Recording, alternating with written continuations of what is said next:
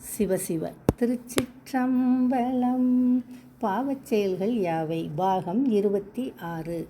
இக்கேள்விக்குரிய விடையினை காண்போம்.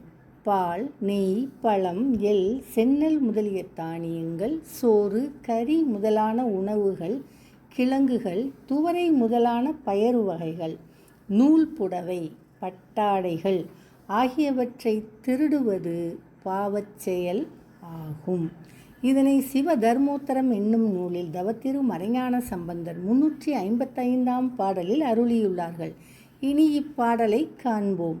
பாலை, நெய்யை, பழத்தை, திலத்தினை, சாலி ஆதி அன்ன ஆதியை, தன்புணல் மூலம் ஆதி முதிரை இறுதியை, சேலையோடு பட்டாடை திருடனும் என்பதாகும். இப்பாடலில் வரும் திலம் என்றால் எள், சாலி என்றால் செந்நெல், மூலம் என்றால் கிழங்கு, முதிரை என்றால் துவரம் பருப்பு.